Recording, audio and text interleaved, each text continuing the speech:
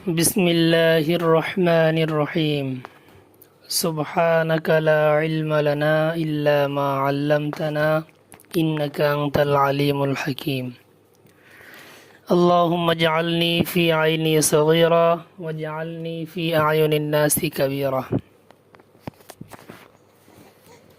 তো আমরা আজকের দীর্ঘদিন পর আবারও উর্দু কায়দার ধারাবাহিক ক্লাস অধিকাংশের অনুরোধ ছিল, আবেদন ছিল, সেজন্য আমরা আজ আবারও ধারাবাহিক ক্লাস শুরু করব ইনশাআল্লাহ। তো যেহেতু 11তম ক্লাস পর্যন্ত ছাড়া হয়েছিল, আজকে থেকে 12তম ক্লাস শুরু হবে ইনশাআল্লাহ। উর্দু কায়দার 13 নম্বর পৃষ্ঠা। তো আগের উর্দু কায়দাটা আর এই উর্দু কায়দাটা একটু ভিন্ন, যার কারণে পৃষ্ঠা এবং লেখাগুলো একটু অমিল হতে পারে। তো এটাও কমন, এই উর্দু কায়দাটা বেশিরভাগ মাদ্রাসায় পড়ানো হয়, এই জন্য চিন্তা করলাম যে এই উর্দু কায়দা থেকে পড়ানোর জন্য।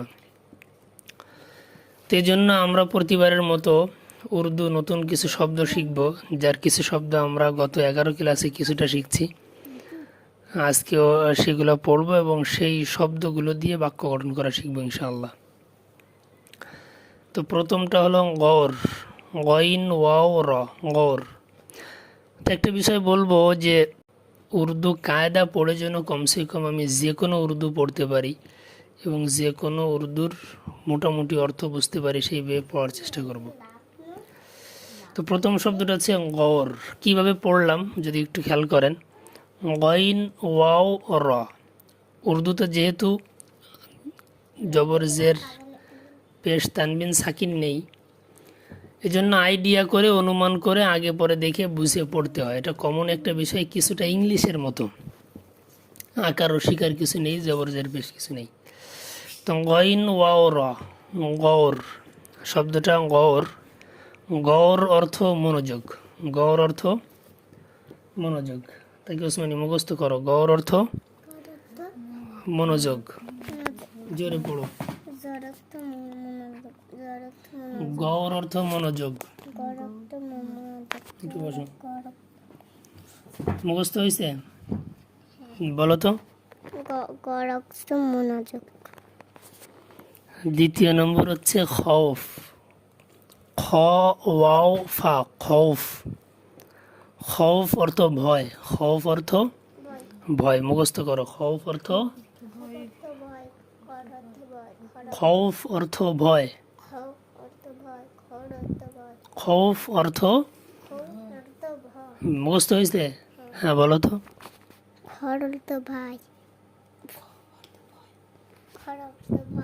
আচ্ছা, খৌফ অর্থ ভয়। তৃতীয় নম্বর শব্দটা গোল, গাব ওয়াও লাম। তো ওয়াওতে আমি আগেও বলছি কিছুটা ওকারের মতো উচ্চারণ হয়। তো যদি আপনি বাংলায় পড়তে যান, গয় ওকারে গো, এরপরে ল, গোল। তো এখানেও সেইভাবে এইভাবে একটু একটু করে পড়তে পড়তে পড়াটা শেখা সম্ভব। তা গইন গাব ওয়াও লাম, গোল। গোল অর্থ গোলাকার, গোল অর্থ গোলাকার, গোল অর্থ গোলাকার বা বৃত্ত, গোল অর্থ গোলাকার বা বৃত্ত, মুখস্থ করো। গোল অর্থ গোলাকার বা বৃত্ত। হ্যাঁ বলো তো, হয়েছে তোমার? বলো তো। বোল অর্থ বলা, বোল অর্থ বলা, বোল। আচ্ছা, এখানেও দেখো বা ওয়াও লাম। তা বারে যদি আপনি বাংলায় ব ধরেন, তারপরে ওয়াওতে ওকার ধরলে বোল। বোল অর্থ বলা, বোল অর্থ বলা, বোল অর্থ কি? বলা, মুখস্থ করো। বোল অর্থ বলা, বোল অর্থ, আবার বলো। হ্যাঁ মুখস্থ করো, শোনো তো। বল অর্থ বলা, বোল অর্থ বলা, বল অর্থ বলা। আচ্ছা, এরপরের শব্দটা হলো তোল। এখানেও তয়কারে তোল, ওয়াওতে ওকার, তাতে ত, তোল। তোল অর্থ মাপা। তোল অর্থ মাপা বা পরিমাপ করা। তোল অর্থ কি? মাপা বা পরিমাপ করা। মুখস্থ করো। তোল অর্থ মাপা অথবা পরিমাপ করা। তোল অর্থ মাপা অথবা পরিমাপ করা। তোল অর্থ মাপা অথবা পরিমাপ করা। বলো তো, পারো না? তোল অর্থ মাপা অথবা পরিমাপ করা। এরপরে হচ্ছে সোর। এখানেও শিন ওয়াও র, সোর। উর্দু কায়দাটা হলো উর্দু শিখার প্রাথমিক একটা কিতাব।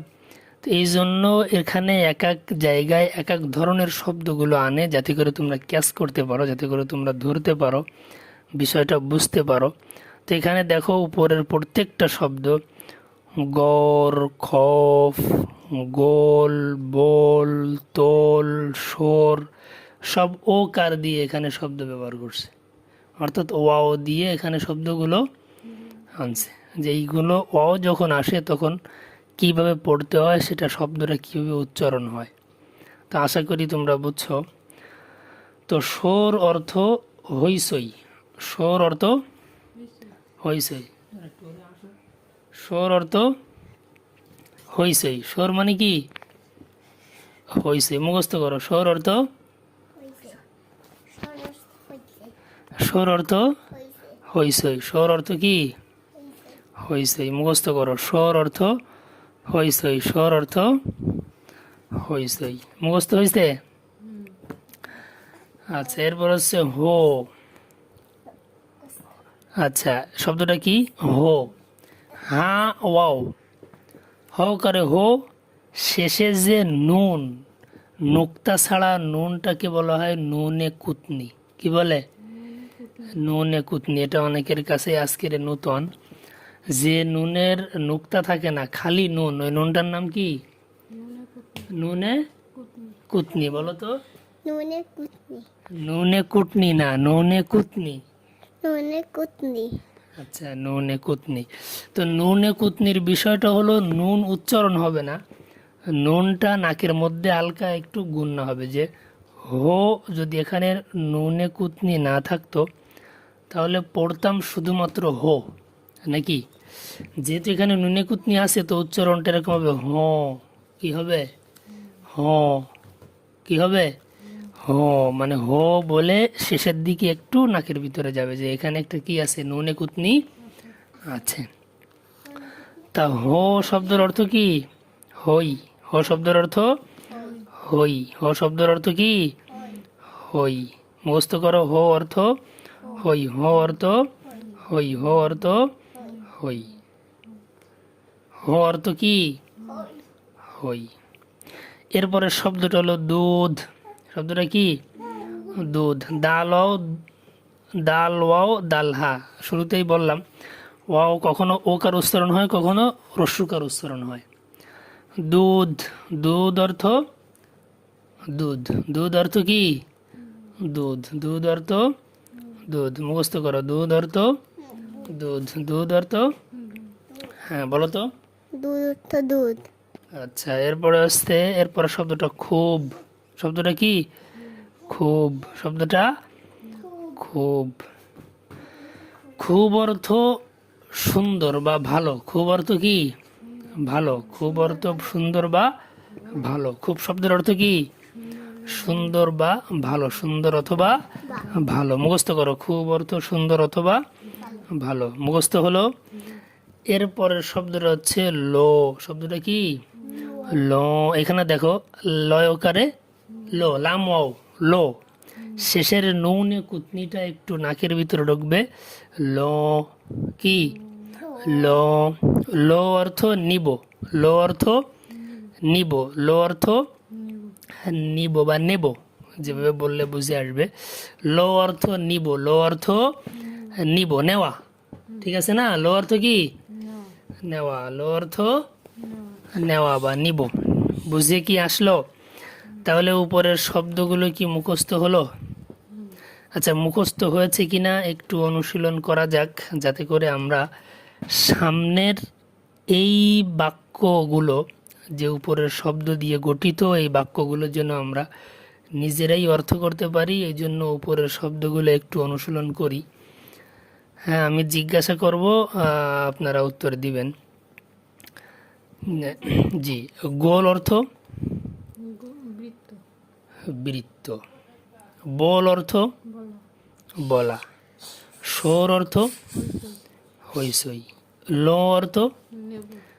নিব, গৌর অর্থ মনোযোগ। মনোযোগ, খুব অর্থ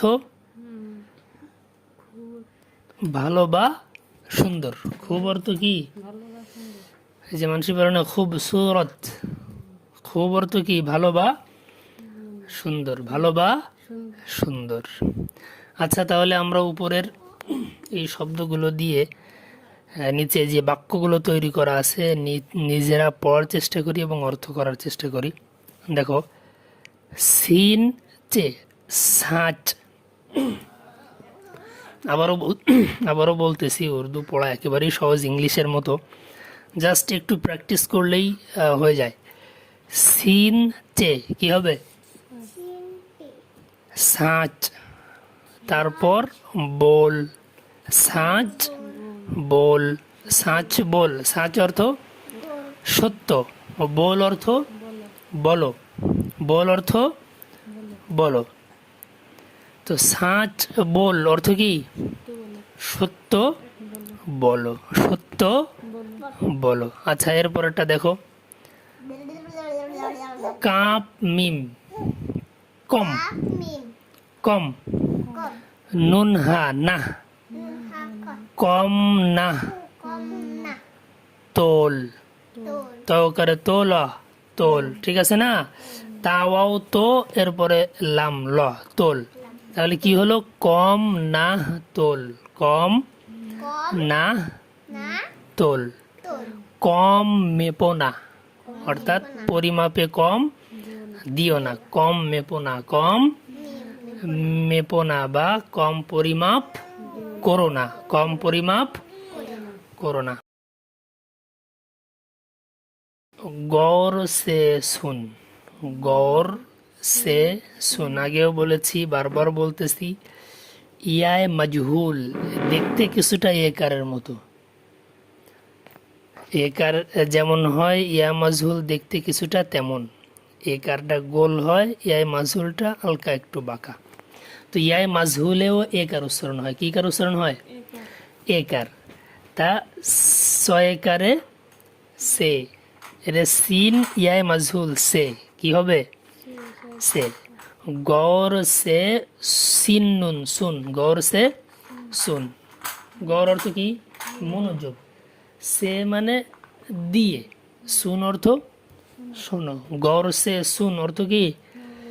মনোযোগ দিয়ে শোনো, মন দিয়ে শোনো, মনোযোগ সহকারে শোনো। এরপরেরটা হলো সর না কর।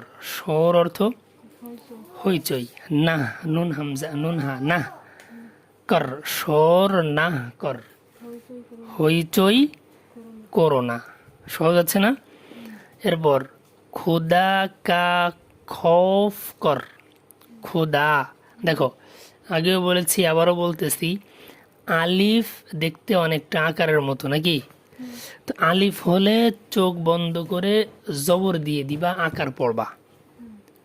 আলিফে কি হয়? আকার বা জবর। খুদা, খু দয়াকারে দা বা দাল জবর দা, খুদা। কা কয়াকারে কা, কাফের পরে যেহেতু আলিফ আছে কি হবে? আকার হবে, কা।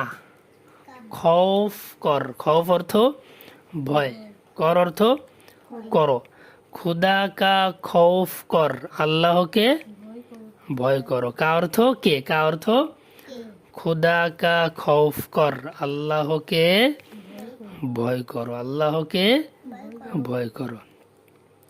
ইয়ে গোল হ্যায়, ইয়ে গোল হ্যায়, এটা গোলাকার বা বৃত্ত। এটা কি? গোলাকার বা বৃত্ত। তো ইয়ে অর্থ এটা, গোল অর্থ গোল বা বৃত্ত, হ্যায় মানে হ্যায়, ইয়ে গোল হ্যায়, এটা কি? বৃত্ত। এটা কি? গোলাকার বা বৃত্ত। যেমন পৃথিবী কি? গোলাকার। পৃথিবী কি? গোলাকার। ইয়ে গোল হ্যাঁ, এটা কি গোলাকার বা বৃত্ত। বুঝে আসলো? দুধ কিস সে লো, দুধ কার থেকে নিব, দুধ কার থেকে নিব বা কার কাছ থেকে নিব। দুধ অর্থ দুধ, কিস সে, এখানে আবারও সেই আই মাজুল সে। বুঝে আসলো? দুধ কিস সে, দুধ কার থেকে, লো অর্থ নিব, দুধ কার থেকে নিব, কার কাছ থেকে নিব। বুঝে আসলো?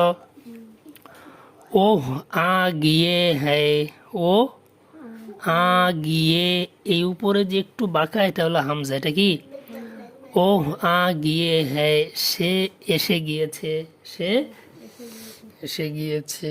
ওহ অর্থ সে, আ গিয়ে হ্যায় অর্থ কি করছে, এসে গেছে। বাবা দুষ্টুমি করো কেন? ধরো, তু উনকো বুলালো, তু উনকো বুলালো, তুমি তাকে ডেকে নাও, তুমি তাকে, তু অর্থ তুমি, উনকো মানে তাকে, উনকো অর্থ কি তাকে, বুলা, এখানে লামের পরে যেহেতু আলিফ, আলিফে আকার, বুলা লাকারে লা, বুলা লো, বুলা লো, তু উনকো বুলা লো, তুমি তাকে ডেকে নাও। বুঝে আসলো? এই জন্য কমসে কম 4-5টা ক্লাস দেখলে যেন আমি নিজে নিজে উর্দু পড়তে পারি, সেইভাবেই পড়ানোর চেষ্টা করি। সবাই ইনশাল্লাহ সেইভাবেই পড়বেন। আর একটা বিষয় স্পষ্ট করি, হয়তো বা অনেকের প্রশ্ন থাকতে পারে যে আগের ভিডিওগুলো তো আপনি পড়াইছেন, ছাত্ররা পড়ছে, এর একটা আওয়াজ আমরা শুনতে পাইছি। তো বিশেষ করে আপনাদের অনুরোধে এবং বিশেষ প্রয়োজন, বিশেষ দরকার বুঝে আসছে, যার কারণে দীর্ঘ লং টাইম পরে আবারও আজকে ভিডিও আপলোড করলাম। এবং ইচ্ছা আছে ভবিষ্যতে আরও কিতাবগুলো নিয়মিত আপলোড করব, ধারাবাহিকভাবে ক্লাসগুলো দেওয়ার চেষ্টা করব। তো গত একটা বছর হঠাৎ করে উপরের দিকের কিতাবের বেশি চাপ পড়াতে, যেমন বুখারী শরীফ, তিরমিজি, আউয়াল, হিদায়াস, হালেস, রাবে, বড় জামাতের ছাত্ররা বুঝবে, এই কিতাবগুলোর চাপ পড়াতে নিচের কিতাবগুলো কাছে ছিল না, যার কারণে ছাত্রদেরকে পড়ানোর ওইভাবে সুযোগ হয় নাই, বা একা একা বসে যে ভিডিও করে ছাড়বো সেই সময়টাও পাই নাই। তো আমি, আমাদের ছোট্ট ফ্যামিলি, আমি, আমার ওয়াইফ, ছেলে মেয়ে, আমরা কয় মেয়ে পুঁথি বসেই যতটুকু সম্ভব ভিডিওটা ক্রিয়েট করলাম। আশা করি আপনাদের ফলপ্রসূ হবে, ফায়দা হবে। খাস করে আমাদের জন্য দোয়া করবেন, আল্লাহ যেন আরও দিনের খেদমত করার তৌফিক দান করেন। আমরাও সকলের জন্য দোয়া করি, বিশেষ করে বন্যা কবলিত এলাকার আল্লাহ যেন সবাইকে আশ্রয় দান করে, মৃতদেরকে শহীদ হিসেবে কবুল করে, জীবিতদেরকে সবরে জামিল দান করে, এবং আল্লাহ যেন আমাদের সকলকে সকল প্রকার বিপদ আপদ মুসিবত থেকে হেফাজত করে। এই বলেই আজকের মতো ক্লাস সমাপ্ত। সাদাকাল্লাহুল আযীম।